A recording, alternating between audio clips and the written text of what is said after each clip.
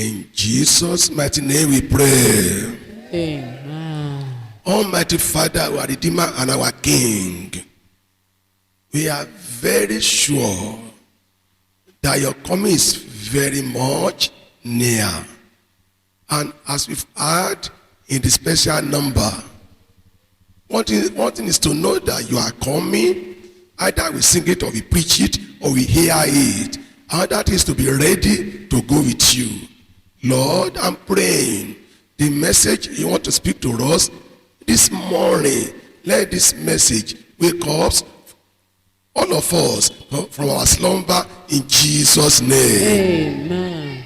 And through this message, we shall really be awakened to live the right life, holy life, pure life, that when you come, none of us will be left behind in Jesus' name. Amen. Both the preachers and the hearers this morning make us worthy through this message to go with you when you come back in Jesus' name. Amen. Any weapon of evil against this message now or in future in our life, or against those that will have contact with it either online or through any other means, I pray the weapon be consumed by fire now in Jesus' name. Amen. As we are opening our mouth, I pray, fill us with the word of power, word of restoration, word of redemption in Jesus' name. Amen. Thank you because of answer prayer. Amen. In Jesus' mighty name, I pray. Amen. Amen. Amen. In Jesus' name. Praise the Lord. Hallelujah. I believe we are living souls.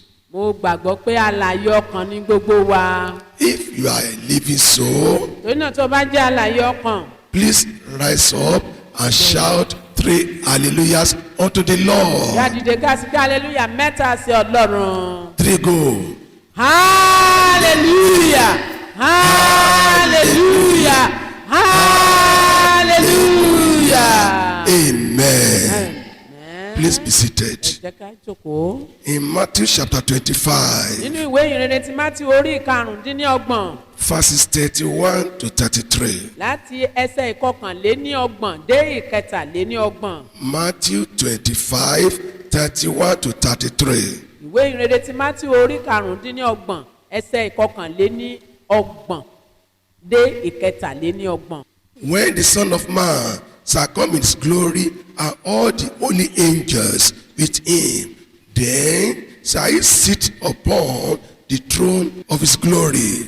Nígbà tí ọmọ ènìyàn yóò wá nínú ògo rẹ̀ àti gbogbo àwọn áńgẹ́lì mímọ́ pẹ̀lú rẹ̀, nígbà náà ni yóò jókòó lórí ìtẹ́ ògo rẹ̀. And before him shall be gathered all nations, and he shall separate them one from another, as a shepherd divided his sheep from the goat. Níwájú rẹ̀ ni a ó sì kó gbogbo orílẹ̀-èdè jọ, yóò sì yà wọ́n sí ọ̀tọ̀ kúrò nínú ara wọn, gẹ́gẹ́ bí olùṣọ́-àgùntàn ti ya àgùntàn rẹ̀ kúrò nínú ewúrẹ́. Verse 33. And he shall set the sheep on his right hand, but the goat on the left. Òun ó sì fi àgùntàn sí ọwọ́ ọ̀tún rẹ̀, ṣùgbọ́n àwọn ewúrẹ́ sí ọwọ́ òsì. The sheep on his right and the goat on the left. Àwọn àgùntàn ní ọwọ́ ọ̀tún àti ewúrẹ́ ní ọwọ́ òsì. Verse 34. Láti ẹsẹ̀ ìkẹrìnléníọgbọ̀n. Then shall the king say unto them on his right hand, Come, ye blessed of my father, inherit the kingdom prepared for you from the foundation of the world. Nígbà náà ni ọba yóò wí fún àwọn tí ó wà ní ọwọ́ ọ̀tún rẹ̀ pé, ẹ wá ẹ̀yin alábùkún fún bàbá mi, ẹ jogún ìjọba tí a ti pèsè sílẹ̀ fún yín láti ọjọ́ ìwá. Verse 41. Ẹsẹ̀ ìkọkànléníogójì. Then shall he say also unto them on the left hand, Depart from me, ye caused, into everlasting fire prepared for the devil and his angels. nígbà náà ni yóò wí fún àwọn tí ọwọ́ òsì pé ẹ lọ kúrò lọ́dọ̀ mi ẹ̀yin ẹni ẹ̀gún sínú iná àìnípẹ̀kun tí a ti pèsè sílẹ̀ fún èṣù àti fún àwọn áńgẹ́lì rẹ̀. In this passage, Jesus Christ describes the last convocation before his white throne. ní ibi tí a kà yìí ni a ti rí jésù kristi tí ó ṣe àlàyé ìpéjọpọ̀ ńlá èyí tí yóò farahàn níwájú ìtẹ́ funfun. So we have heard what will happen to those on the right and those on the left. a sì ti gbọ́ ohun tí yóò ṣẹlẹ̀ sí àwọn tí ó wà ní apá ọ̀tún àti ohun tí yóò ṣẹlẹ̀ sí àwọn tí ó wà ní apá òsì. Before the white throne of Jesus Christ, there will be clean separation of the saints and others.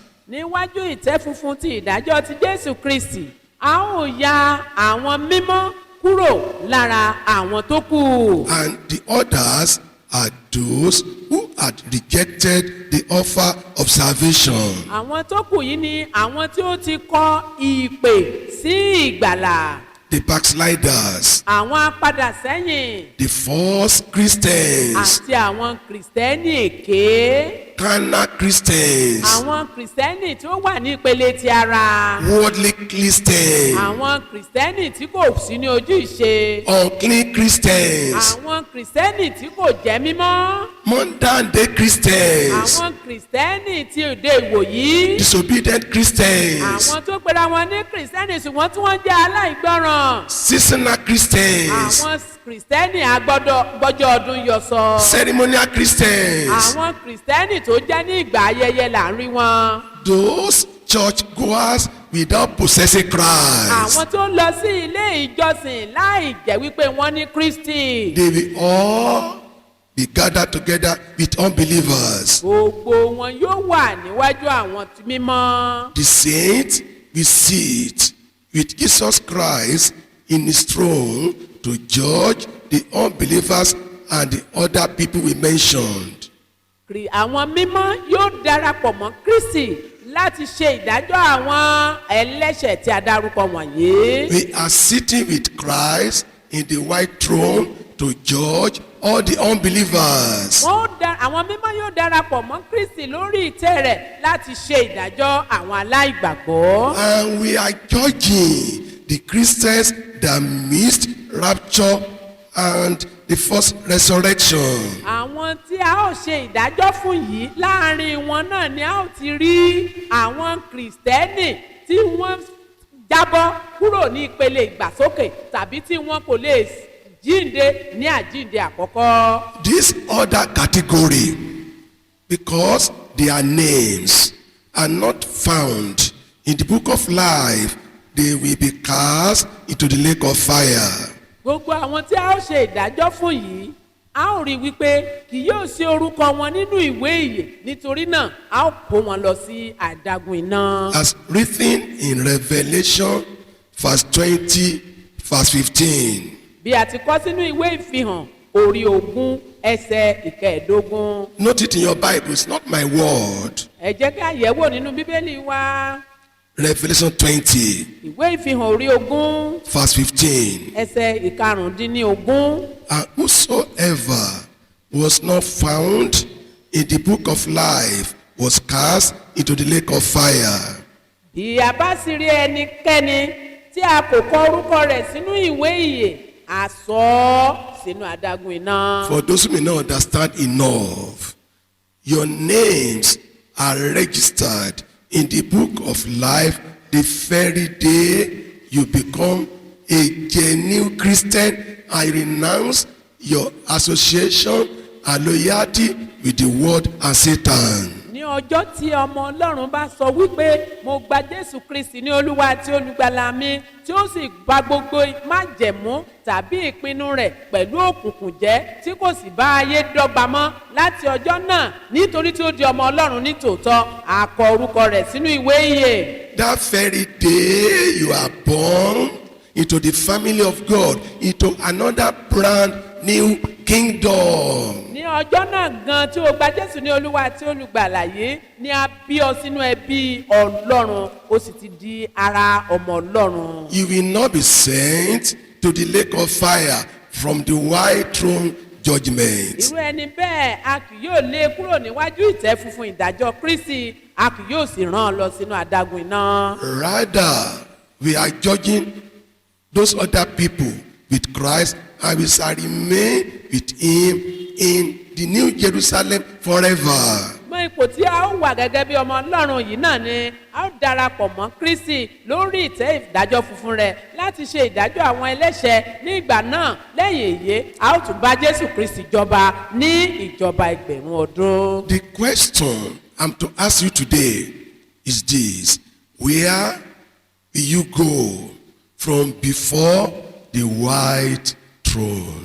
ìbéèrè tí mo wá fẹ́ béèrè lọ́wọ́ rẹ lónìí òun náà ni pé níbo ló lọ nígbà tó o bá kúrò níwájú ìtẹ́ ìdájọ́ funfun Kristi.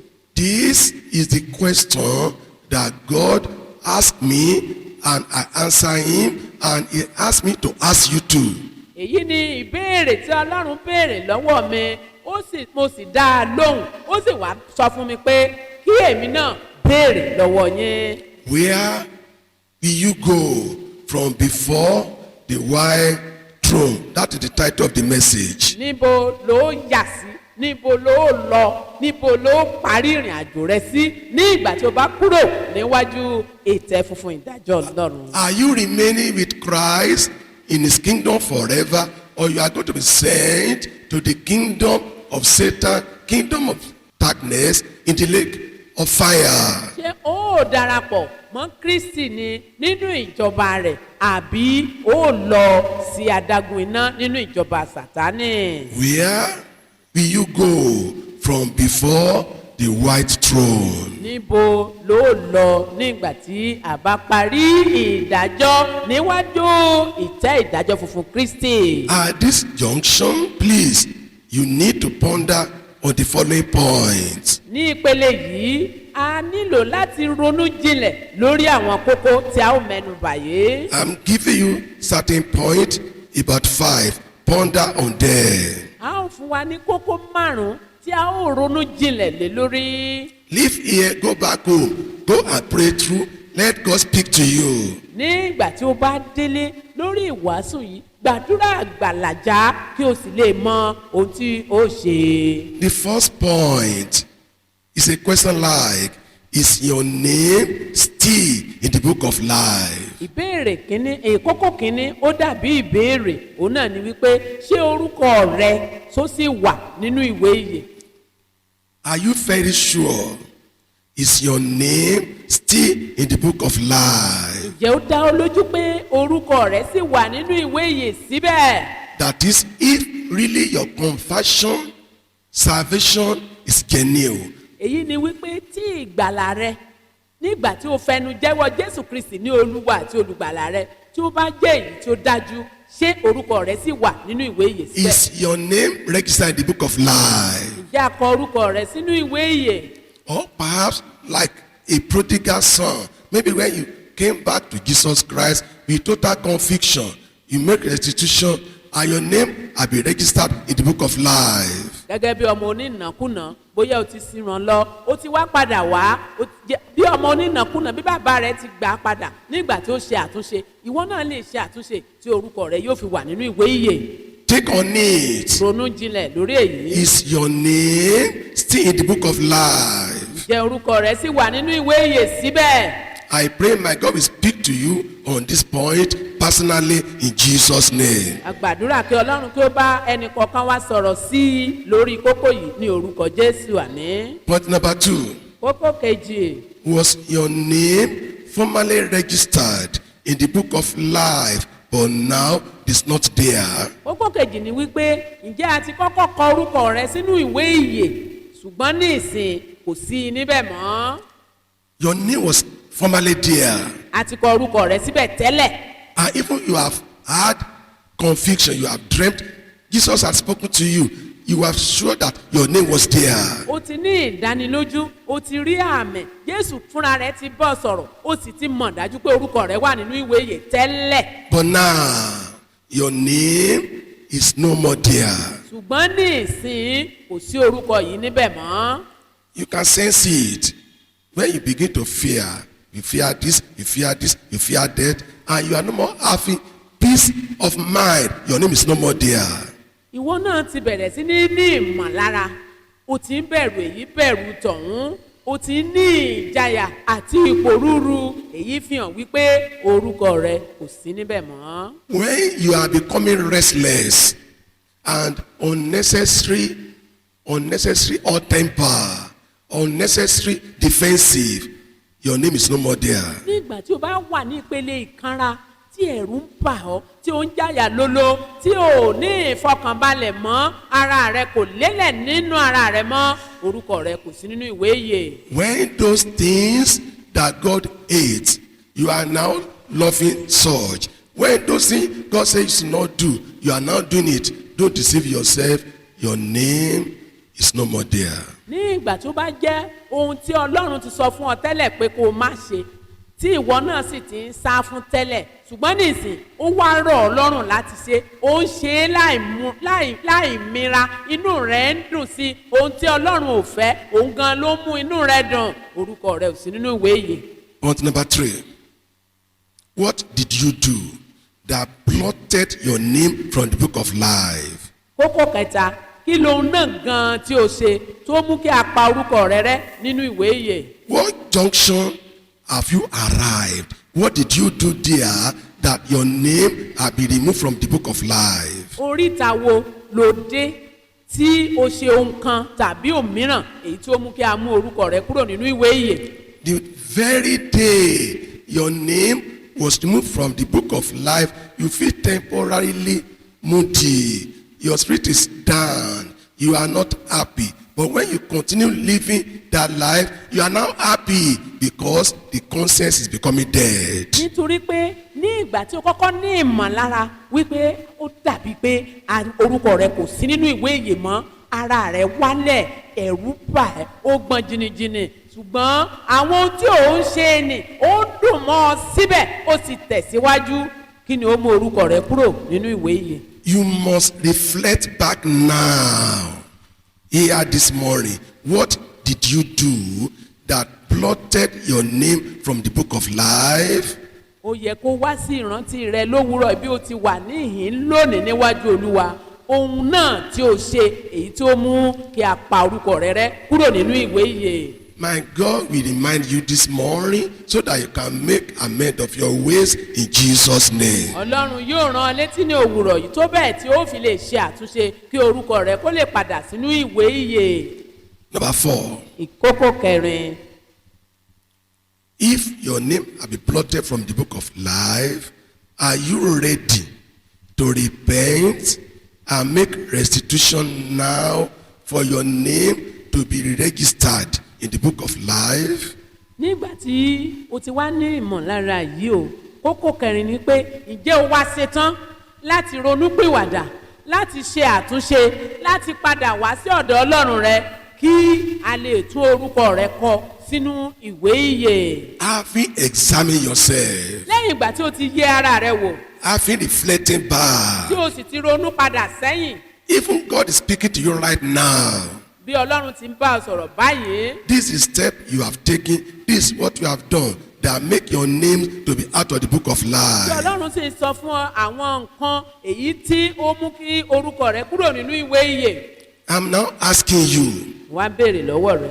in love, nínú ìfẹ́ are you ready to repent and make restitution now for your name to be registered in the book of life? ìbéèrè tí a wá ń fi ìfẹ́ béèrè lọ́wọ́ rẹ náà ni pé ǹjẹ́ o ṣetán fún ìrònú pìwàdà àti láti gbé ìgbésẹ̀ àtúnṣe kí orúkọ rẹ kí a lè tún kọ sínú ìwé ìyè. God will speak to you in Jesus' name. Ọlọ́run yóò bá wa sọ̀rọ̀ jù bẹ́ẹ̀ lọ ní orúkọ Jésù. Now, let us understand. ẹ jẹ́ kí ó yé wa. If for any reason, in spite of the conviction of the Holy Spirit, you are not ready to amend your way. ẹ wá jẹ́ kí ó yé wa wípé pẹ̀lú gbogbo ẹ̀bẹ̀ ẹ̀mí mímọ́ àti ìmúnilọ́kànlé rẹ̀ àti ọwọ́ ìfẹ́ Kristi síbẹ̀ nínú kókó karùn-ún tó wá sọ pé o ṣetán láti ṣe àtúnṣe. You still want to stick to your way and your behavior. ó tẹ̀lé ipa ti ara rẹ láti ṣe èyí tí ó wù ọ́ ní ọkàn rẹ. Even though Bible says there is a way that seemeth good to man, but the end of it is perdition. bí ó tilẹ̀ ti jẹ́ pé Bíbélì sọ wípé ọ̀nà kan wà èyí tí ó dàbí kó dára ní ojú ènìyàn ṣùgbọ́n òpin rẹ̀ ìparun ni. Even though God says, my way is not your way. Ọlọ́run sì fúnra rẹ̀ sọ wípé ọ̀nà mi kì í ṣe ọ̀nà yín. Now you have known the mind of God and the way of God. ní ìsìn tí o ti mọ ọ̀nà Ọlọ́run àti ọkàn rẹ̀. That your name is not in the book of life and you have to do this and that before your name can be registered back. tí o sì ti mọ ohun tí ó mú kí a mú orúkọ rẹ kúrò nínú ìwé ìyè tí o sì mọ ohun tí ó ṣe kí orúkọ rẹ lè padà sínú ìwé ìyè. If you reject this offer, it may be the last offer that Jesus will give to you. tí o sì wá kọ ìpè ìfẹ́ yìí ó lè jẹ́ àǹfààní ìkẹyìn fún ọ. Many people may attend a church and hear a message like this. He may say, you are a joker. He may postpone. Okay, maybe next year, next week, tomorrow. And they will go home, never to wake up the following morning. It's a pity to them. ẹni tó ń gbọ́ ọ̀rọ̀ yìí tí ó sì ti rí ọ pé ọ̀rọ̀ yìí òun ni a rán sí ṣùgbọ́n síbẹ̀ tí ó wọrùn kì tí ó sì wá ń sọ wípé bó bá dọdún tó ń bọ̀ tó bá dọdún méjì lónìí tó bá dọ̀sù tó ń bọ̀ bó tilẹ̀ sọ pé bó bá dọ̀la ó lè sùn kó máa jì mọ́. Procrastination is a terrible act and sin. nítorí náà ẹ̀ṣẹ̀ ni fún ẹnikẹ́ni níwájú ìpè Ọlọ́run láti máa fi àkókò dọ́là. Number 5. ìkarùn-ún. Please note the following 7 points. ní abẹ́ kókó karùn-ún yìí ẹ fi iyè sí àwọn ọ̀rọ̀ tí a fẹ́ sọ ní abẹ́ rẹ̀. Note them carefully. kí o sì fi àmì sí wọn nínú àkọsílẹ̀ rẹ̀. God wants to tell you the plain truth now. a fẹ́ sọ òtítọ́ pọnyan fún wa. Understand this point. ẹ sì fi ọkàn sí àwọn kókó náà. That if you miss heaven, in spite of all the opportunity you have, point number 1, it doesn't cost God anything or remove God from his throne. lékè gbogbo ẹ̀bẹ̀ àti ìfẹ́ èyí tí Kristi fi hàn sí wa yìí tí a sì ń rọ̀ wá yìí síbẹ̀ tí a bá kọ̀ láti ṣe àtúnṣe ẹ jẹ́ ká fi òye sí wípé tí a bá kọ̀ láti lọ sí ọ̀run rere kò ná Ọlọ́run ní ohunkóhun bẹ́ẹ̀ ni kò mú kúrò lórí ìtẹ́ rẹ̀. If the whole humanity from Adam to the last man rejects the offer of salvation and their own march to the lake of fire, which is ready to absorb them, it doesn't cost God anything. bí gbogbo ayé láti ìbẹ̀rẹ̀ títí dé òpin rẹ̀ bá kọ̀ láti gba ìpè ìgbàlà tí a sì rán wọn lọ sí adágún iná kò yí Ọlọ́run nípò padà. If the whole world go to the lake of fire, it doesn't remove God from his throne. He still remain God. bí gbogbo ayé bá yàn láti lọ sí ọ̀run àpáàdì láti lọ sí ọ̀nà àjò òkú kò yí Ọlọ́run nípò padà ó sì ń jẹ́ Ọlọ́run síbẹ̀. You only have yourself to blame. irú ẹni bẹ́ẹ̀ tàbí àwọn ènìyàn bẹ́ẹ̀ yóò wá máa dára wọn lẹ́bi. Many people will curse them forever passing through this world when they be sent to the lake of fire. ẹnikẹ́ni tí a bá rán lọ sí ọ̀run àpáàdì yóò máa dá ara rẹ̀ lẹ́bi láé àti láéláé. Point number 2.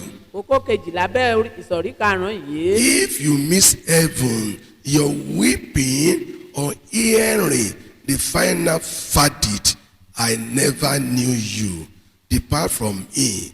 Who is he that walk iniquity cannot move Jesus Christ to change his verdict. kókó kejì náà lábẹ́ rẹ̀ ni wípé kó bá ti wù kó mẹkún sun tó kó mọ ẹ̀bẹ̀ ẹ̀bẹ̀ tó kó o béèrè fún àánú tó lẹ́yìn ìdájọ́ pé ẹ lọ kúrò lọ́dọ̀ mi ẹ̀yin oníṣẹ̀ṣẹ̀ èmi kò mọ̀ yín rí èyí ẹ̀bẹ̀ rẹ kò lè yí ohun tí Jésù Kristi ti sọ padà. There is no man, no matter your position on earth, no matter how powerful you are, no matter how ardent your heart may be, when one will hear this verdict, I never knew you, depart from me, he that walk iniquity, that will not cry and beg for mercy. Nítorí kò sí bí ẹnikẹ́ni ti lè ní agídí tàbí agbára tàbí ipá tó ní ìgbà tí ó bá gbọ́ gbólóhùn pé èmi kò mọ̀ ọ́ rí lọ kúrò lọ́dọ̀ mi ìwọ oníṣẹ́ ẹ̀ṣẹ̀ yóò sọkún yóò kégbe yóò béèrè fún àánú ṣùgbọ́n ilẹ̀kùn àánú ti tì. Many people's heart have been hardened, nothing move them. Speak the word and kill yourself, nothing move them. But on that day, their heart will melt and they be crying like small babies. They beg for mercy. Àwọn tí ó tilẹ̀ jẹ́ ọlọ́kàn líle tí kò sí nǹkan tí ó lè mì wọ́n lọ́kàn tí kò sí nǹkan tó ń dàyà já wọn tí kò sí nǹkan tó ń bà wọ́n lẹ́rù ní ìgbà tí wọ́n bá gbọ́ ìdájọ́ yìí wọ́n ó sọkún wọ́n ó bẹ̀bẹ̀ fún àánú. There is no child that will get to the realm of fear that he will not fear. Nítorí kò sí ọmọdé tí yóò dé ibi ẹ̀rù tí ẹ̀rù kò ní bá. Those who have never shed tears in this world, when they will hear this verdict, they will cry. It will be it will be impromptu. It will just come involuntarily. They will be shedding tears. Àwọn alágbára àwọn ìlú mọ̀ká tí wọ́n lọ́kàn tó le tí ó sì jẹ́ pé kò sí nǹkan tí ó lè mì wọ́n lọ́kàn tí wọn ò sọkúnrín nílé ayé wọn tí wọ́n bá lè jẹ́ ọ̀kan lára àwọn tí yóò gbọ́ ọ̀rọ̀ ìdájọ́ yìí lọ kúrò lọ́dọ̀ mi ìwọ oníṣẹ̀ṣẹ̀ nítorí èmi kò mọ̀ rí wọn yóò sọkún. Their tears will never move Jesus Christ to change his verdict. Ẹkún wọn yìí bí ó ti ń dà tó kò lè mú kí Jésù kí ó yí ìpinnu rẹ̀ padà. Amazingly or sad enough, anyone that will hear this verdict, is not Jesus that will push him to the lake of fire.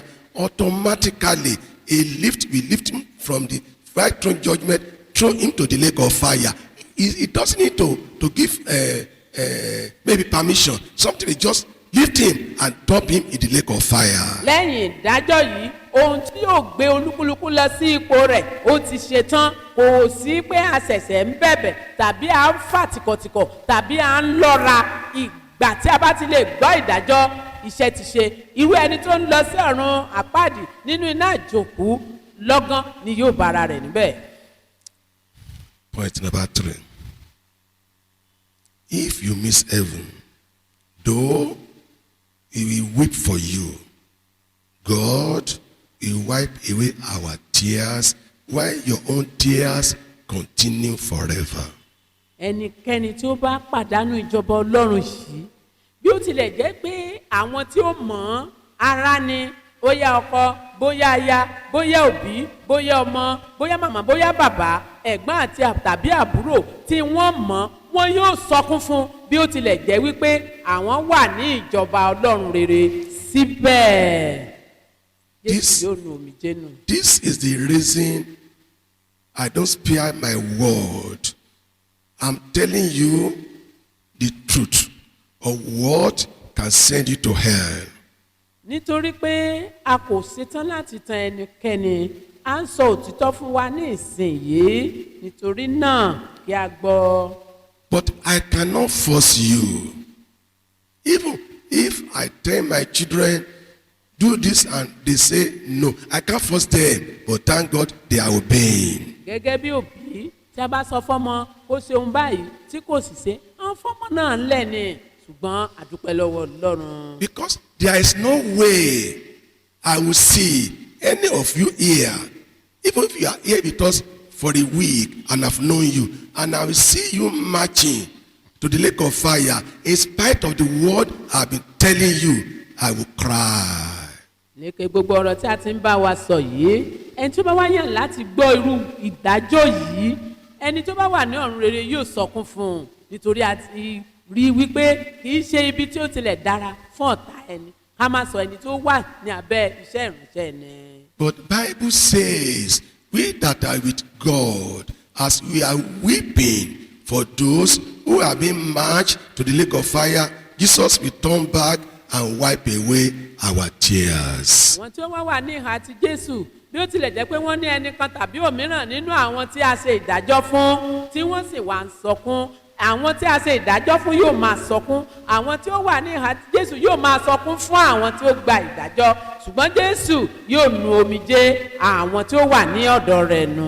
And the tears and weeping of those that have been marched to the lake of fire is very small when they are just before the throne compared to the tears, wailing, gnashing of teeth when they actually enter into the fire. ẹkún àwọn tí a ṣe ìdájọ́ fún bí wọ́n ti ń lọ sí àdágún iná kò ní lè tó nǹkan kan tí a fi lè wé rárá nítorí nígbà tí wọ́n bá dé àdágún iná ẹkún wọn tún ṣẹ̀ṣẹ̀ bẹ̀rẹ̀ ni. David said, everlasting wọ́n tears. ò máa sọkún ayérayé. I don't pray that any of you should stray to the lake of fire in Jesus' name. àgbàdúrà pé ẹnikẹ́ni nínú wa kì yóò ṣìnà yà sí ọ̀run àpáàdì ní orúkọ Jésù àmín. Point number 4. kẹrin. If you miss heaven, you cannot take us to the lake of fire.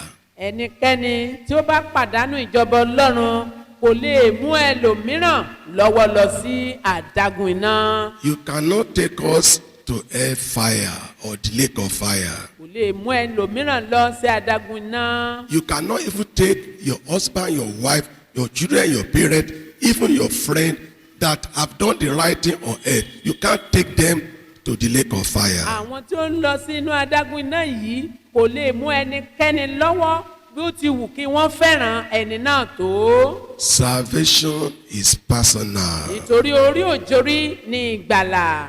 Because I don't want you to take me to the lake of fire. That is why I'm telling you every time the pure and sound truth that will make you to escape the lake of fire. kí èmi bá lè bọ́ lọ́wọ́ ewu ọ̀run àpáàdì òun náà ni mo ṣe ń sọ òtítọ́ pọ́nyán ọ̀rọ̀ Ọlọ́run fún wa báyìí. If at this stage in my life, if I drop now and I go away, I'm not guilty of anybody's blood. I can't follow anybody to the lake of fire. bí mo ti ń sọ òótọ́ lọ́wọ́ fún yín báyìí bí ẹ̀mí mi bá pín tí mo sì kú n kò ní ẹ̀jẹ̀ ẹnikẹ́ni lọ́rùn. I urge you, please turn back from running to the lake of fire, accept Christ, repent of your sin, so that you will not be damned forever. nítorí náà kó má bàa di ẹni ègbé kó má bàa lọ sí ọ̀run àpáàdì gba àtúnṣe lónìí. Number 5, ìkarùn-ún. if you miss heaven, we cannot plead for you again. ẹnikẹ́ni tó bá pàdánù ìjọba Ọlọ́run kò sí ẹlẹ́bẹ̀ tí ó lè bẹ̀bẹ̀ fún un. No, there is no lawyer or solicitor in heaven. kò sí alágbàwí tàbí ẹlẹ́bẹ̀ kankan níbẹ̀. Parents cannot plead for their children. òbí kò lè bá ọmọ rẹ̀ bẹ̀bẹ̀. Husband cannot plead for his wife. ọkọ kò lè bẹ̀bẹ̀ fún aya. No wife for her husband. bẹ́ẹ̀ ni aya kò lè bẹ̀bẹ̀ fún ọkọ rẹ̀. Friend cannot plead for his friend. ọ̀rẹ́ kò lè bẹ̀bẹ̀ fún ọ̀rẹ́. Children cannot plead for their parents. àwọn ọmọ kò lè bẹ̀bẹ̀ fún àwọn òbí wọn. Please note this far. ẹ jẹ́ kí a mọ òtítọ́ yìí. We cannot plead for you at kò all. sí ẹni tí ó lè bá ẹnikẹ́ni bẹ̀bẹ̀. Because if we plead for you, Jesus will not listen to us. torí àkókò ẹ̀bẹ̀ àkókò ìdáhùn fún àánú yóò ti ré kọjá. What we can do is what we are doing now, pleading with you not to go there. àkókò ẹ̀bẹ̀ tí ó ṣe ìtẹ́wọ́gbà òun náà ni a wà yìí tí Jésù fúnra rẹ̀ sì ń bẹ̀bẹ̀ fún orí kọ̀ọ̀kan. I pray the grace to listen, do the right thing, and make heaven at last. God will give to every one of us in Jesus' name. oore ọ̀fẹ́ àti agbára láti ní etí gbọ́ àti àyà àgbàṣe tí a ó sì fi ṣe àtúnṣe ká má bàa pàdánù ìjọba ọlọ́run kí olúwa kó fi fún wa àmín. Point number 6. ìkẹfà. If you miss heaven, our intercession for you is over. ẹnikẹ́ni tí ó bá pàdánù ìjọba ọlọ́run kò sí ìpẹ̀ tí a lè ṣe fún ẹrú ẹni bẹ́ẹ̀ mọ́, ìsìpẹ̀ ti dópin. Our intercession for you not to go to hell is over. ìsìpẹ̀ lórí irú ọkàn bẹ́ẹ̀ ó ti dópin. There is no more intercession in heaven. kò sí iṣẹ́ fún iṣẹ́ ìsìpẹ̀ lọ́run. Now, on regular basis, personally, when we get to prayer warriors or any meeting, we are interceding for you not to go to the lake of fire.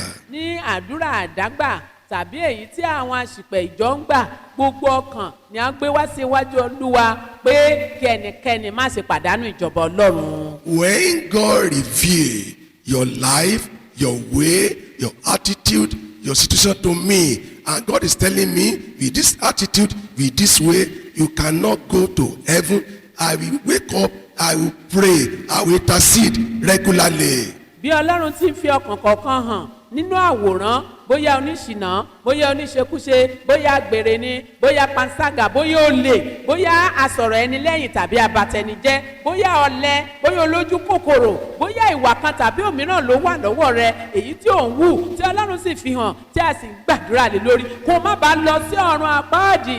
àkókò ìsìpẹ̀ sì ń lọ lọ́wọ́. The best I can do is what I'm doing now, to intercede for you.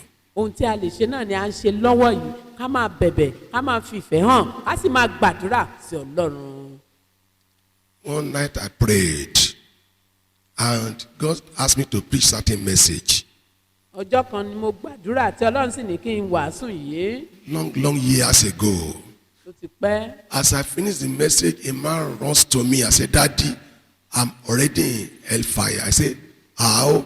Why?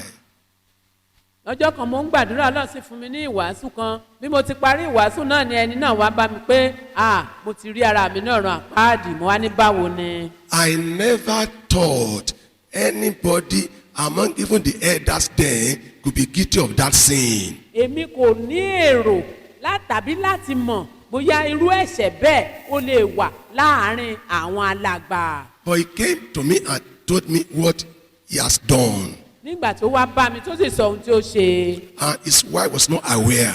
tí aya rẹ̀ pàápàá kò mọ̀. I said, give me a week to think on it. mo ní kó fún mi ní ọ̀sẹ̀ kan kó jẹ́ ká gbàdúrà ní I can't call lórí. your wife now. If I call your wife now, it may lead to your home being blown up by Satan. nítorí tí mo bá pe aya rẹ̀ nísìn ohun gbogbo lè dàrú. I prayed through. God gave me another message. nígbà tí mo wá gbàdúrà làjá ọlọ́run fún mi ní ìwàásù tí màá The bá sọ. following Sunday, I preached the message. ní ọjọ́ ìsinmi tó tẹ̀lé mo wá wàásù. I then invited the wife. mo wá pe aya rẹ̀. The husband was there. ọkọ náà wà níbẹ̀. My sister, well done. Now, I want to brief me the summary of today's message. And the lady was so wonderful. She gave me perfect summary.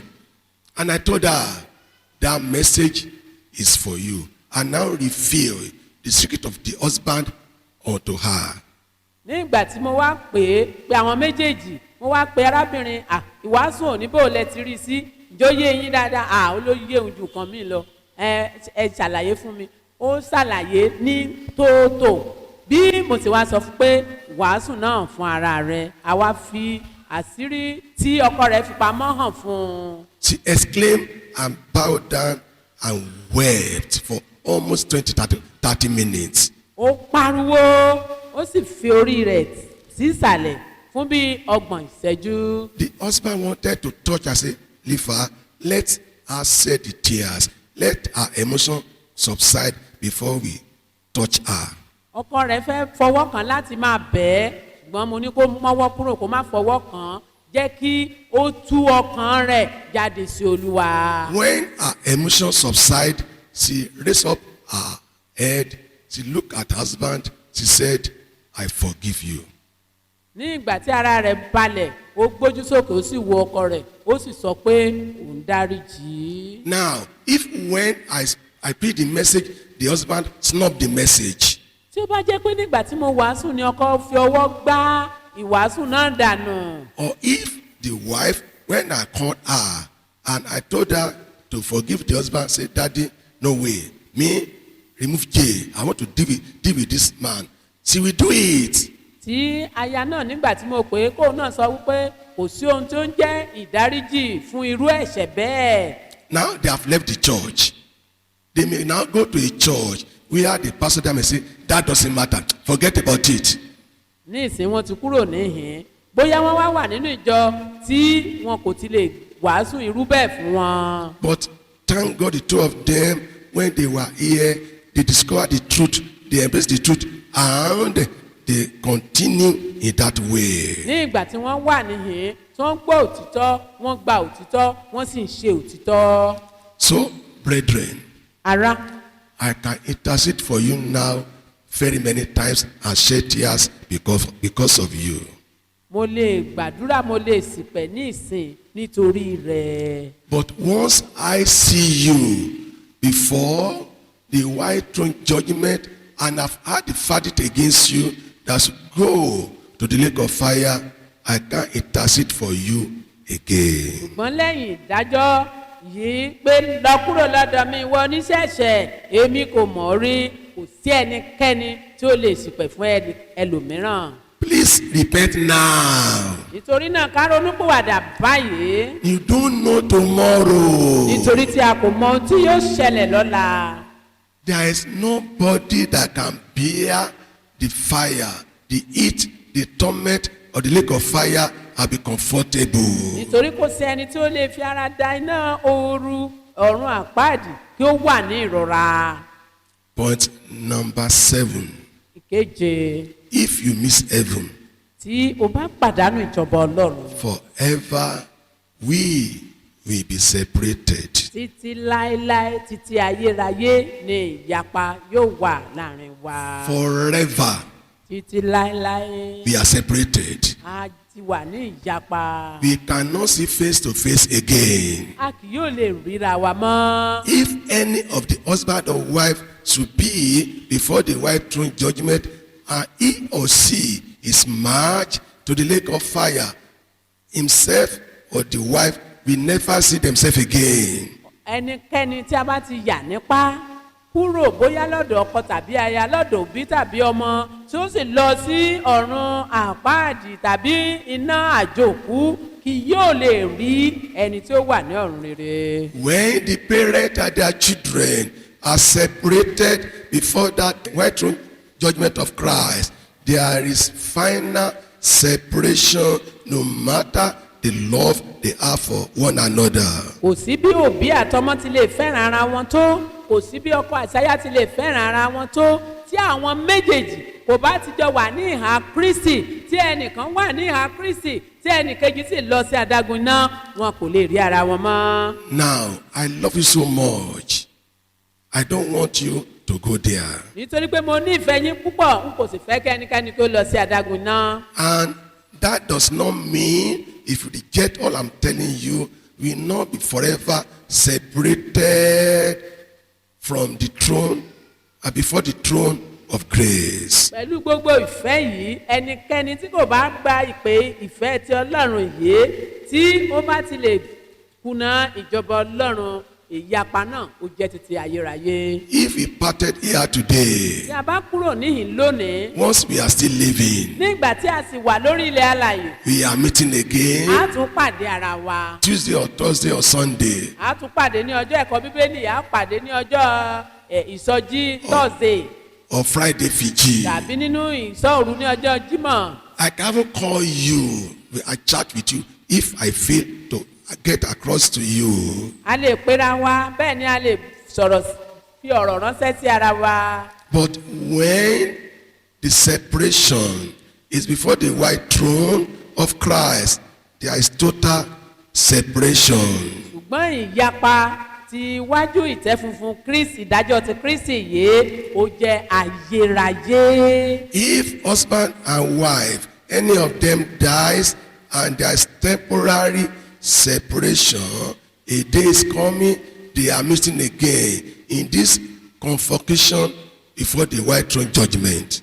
ṣùgbọ́n tó bá jẹ́ pé bóyá lórí ilẹ̀ ayé yìí ọkọ ló kú tí ìyàwó sì wà láàyè ní ìgbà tí ìyàwó náà bá kú wọn ò jọ ríra wọn níwọ̀n ìgbà tí àwọn méjèèjì bá wà ní ìhà ti Kristi. They are meeting again. wọn ò pàdé. But if the two of them are believers, they will now be on the side of Jesus Christ and they shall be forever together. tí wọ́n bá wà ní ìhà ti Kristi wọ́n wà pẹ̀lú ara wọn pẹ̀lú Kristi títí ayérayé. But if one of them is not on the side of Christ, that person will be separated forever from the other party. ṣùgbọ́n ní ìwọ̀n ìgbà tí ìkan nínú wọn kò bá ti sí ní ìhà ti Kristi ní ilé ayé yìí báyìí kó tó di pé ikú bẹ̀ẹ́ wò irú ẹni bẹ́ẹ̀ á yà nípa kúrò lọ́dọ̀ ẹni kejì rẹ̀ títí ayérayé. Even if their marriage lasts for 200 years on earth, bí wọ́n tilẹ̀ lo 100 ọdún nínú ayé. they will separate each other on that day. a ó yà wọ́n nípa ní iwájú ìtẹ́ ìdájọ́ fún Never to meet again. bí wọn kì yóò lè pàdé mọ́. And if two of them should be unfortunate and they are on the other side, they are marched to the lake of fire. tí àwọn méjèèjì bá sì wá jọ wà papọ̀ tí a jọ tì wọ́n lọ sí àdágún iná. In the lake of fire, nobody know anyone. Everybody mind his own pain. ní adágún iná wọn kò sí ọ̀rẹ́ kò sí mo mọ̀ rí. Because the pain and torment will be so much that you don't even know the person next to you. nítorí ìrora àti ìjìyà náà yóò ti pọ̀ jù débi tí èyàn ó máa wá ẹnìkan tó wà lẹ́gbẹ̀ẹ́ rẹ̀ kiri. Even though they are not separated, but there is no more friendship, no more fraternity, no more enjoyment in the lake of fire. ní ìwọ̀n ìgbà tí wọ́n bá ti jọ wà ní adágún iná ó ti dópin nítorí tóníkàlùkù ti tó lẹ́rù. Where will you be? níbo ni ìwọ yóò wà.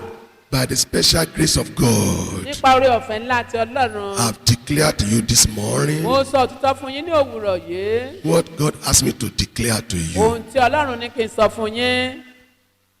I could have postponed it, but I don't know my last message for you. bẹ́ẹ̀ ni èmi náà kò mọ ìwàásù tí wọ́n wàásù gbẹ̀yìn. I don't know.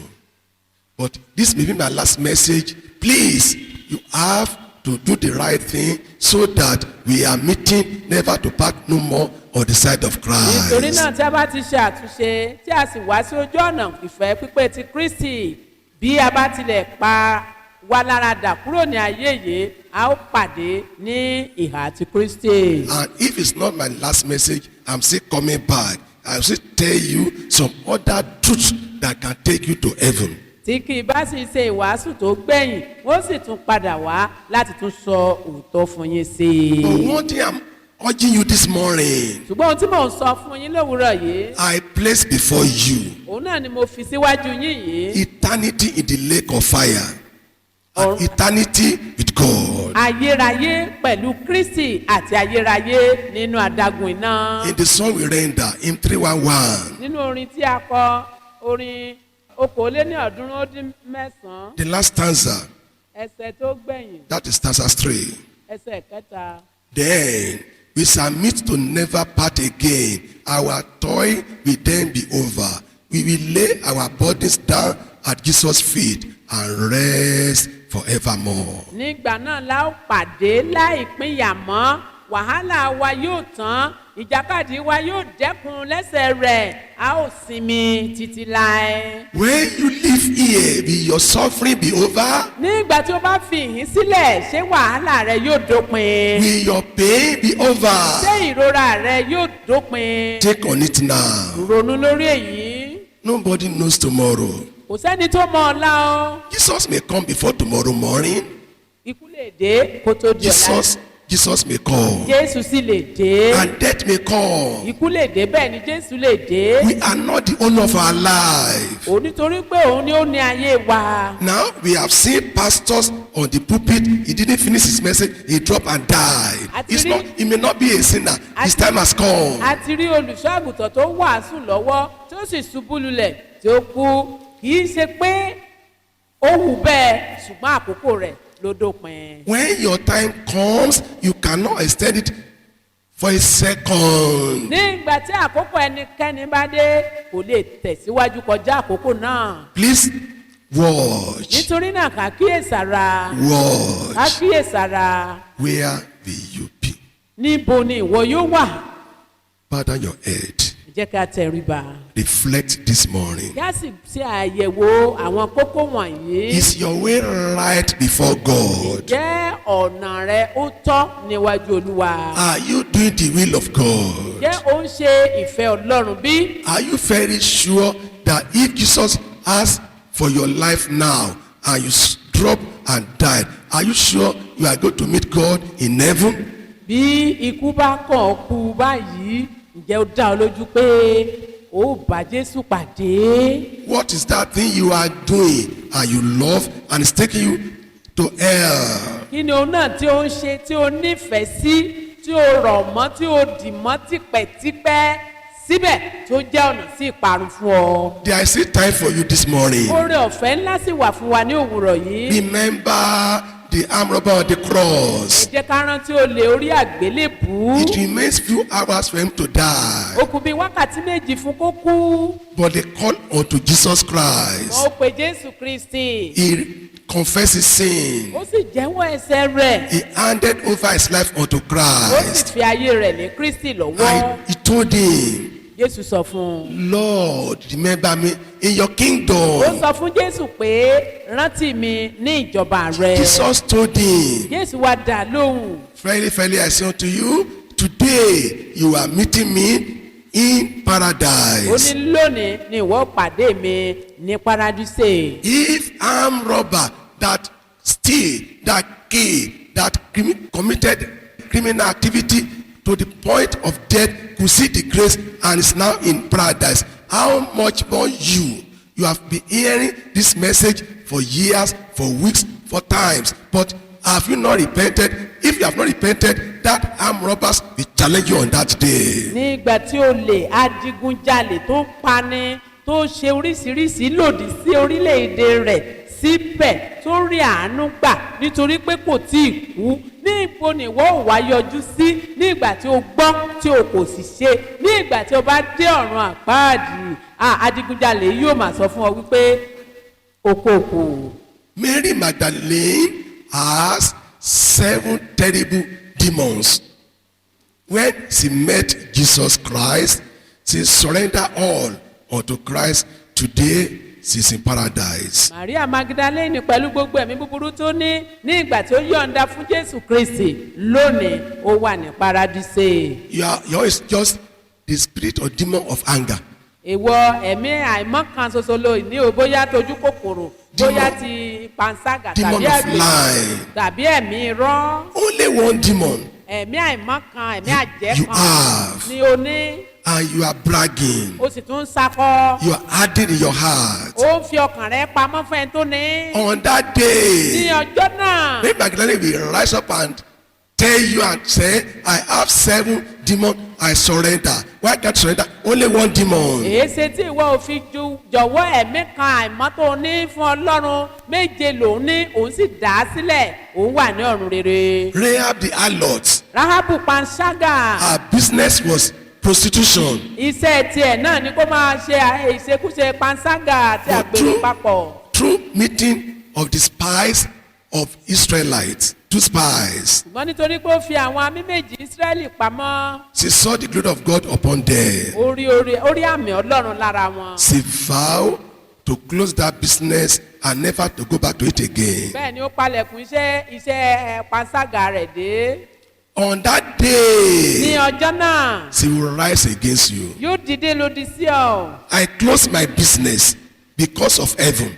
yóò nítorí kóun lè déjọba ọ̀run ló ń ṣe palẹ̀kùn iṣẹ́ panṣágà dé. What is your business that is taking you to kí hell? ni àlàyé tó wá ṣe fún ẹ̀ṣẹ̀ tó mú ọ dé ọ̀run àpáàdé. Close that business kí now, ló dé tí ò palẹ̀kùn iṣẹ́ búburú náà dé and báyìí you will make heaven at tí ó last. sì lè dé ọ̀run ní ìkẹyìn. Saul on the way to Damascus, Sọ́ọ̀lù ní ọ̀nà rẹ̀ sí Damascus. he was a terrible man. ó jẹ́ eléwu ènìyàn. But when he met Jesus Wọ́n Christ, nígbà tí ó pàdé Jésù Kristi. he surrendered Ó all. dàtọwọ́ rẹ̀ sílẹ̀. He followed Ó Christ. tẹ̀lé Kristi. He will challenge you on that Ó máa day. kàn án lábùkù lọ́jọ́ náà. I was more stubborn than you. Pé kí ló dé mo mà burú jù ọ́ lọ. I was self-willed than you. Mo mà burú eléwu ènìyàn mà ní mí. But when I saw Christ, I surrendered my Wọ́n life. nígbà tí mo ní Kristi mo bá Kristi pàdé mo sọ fún pé kí ni kí n ṣe. Think now before it is too late. Ronúpìwàdà lónìí nítorí ọ̀la lè pẹ́ jù. It may be too late tomorrow, I'm telling you. Ọ̀la lè pẹ́ jù fún ọ. But I don't want to weep because of you. Ṣùgbọ́n kò fẹ́ sọkún nítorí rẹ̀. Tell God, Bá Ọlọ́run sọ̀rọ̀. reveal myself to me. Sọ fún Ọlọ́run kó fi ara rẹ̀ hàn ọ́. I want to know myself. Sọ pé o fẹ́ mọ ara rẹ̀. Let me know what I'm doing or what I'm saying or whatever I'm doing now that will send me to the lake of fire. Bóyá ohun tí mò ń ṣe lọ́wọ́lọ́wọ́ báyìí lè rán mi lọ sí ọ̀run àpáàdì. Tell God. Sọ fún Ọlọ́run. I know if you are sincere, He will reveal yourself to you. Tí o bá sọ ọ́ ní tòótọ́ yóò fi ara rẹ̀ hàn ọ́. Pray to God. Gbàdúrà sí Ọlọ́run. Lake of fire is bad. Adágún iná ò burú. Don't go there. Kò sẹ́ni tí ó yẹ kó wà níbẹ̀. Please let us go to paradise together. Jẹ́ a jọ lọ sí ọ̀run rere papọ̀. Pray. Gbàdúrà. I shall be there by the special grace of God. Gbogbo wa ò délé rere ní agbára oore ọ̀fẹ́ rẹ̀. Pray unto God. Bá Ọlọ́run sọ̀rọ̀. Pray unto God. Bá Ọlọ́run sọ. Father, in Jesus' name, in the mighty name of Jesus. Oh Lord God, we heard your word this morning. Daddy, we thank you for this golden word. Daddy, we give our thanks today in the mighty name of Jesus. Oh Lord, we now pray for the spirit and the spirit and the power that will be able to conform with your word that the Lord give unto us in the mighty name of Jesus. Amen. Any spirit in us that has vowed that it would lead us to hellfire, by fire this morning, let it get out in the mighty name of Jesus. Rebuild our spirit today in the mighty name of Jesus. Renew us today in the mighty name of Jesus. We commit the speaker and the interpreter into your able hand, that the Lord be with them and refill them, O Lord, in the mighty name of Jesus. At the end of the day, we will not find them wording in the mighty name of Jesus. All of us will meet in heaven and shout hallelujah together in the mighty name of Jesus. We thank you because of answer our prayer. Thank you, In Lord. Jesus' mighty name we pray. Amen. Amen. Amen. In Jesus'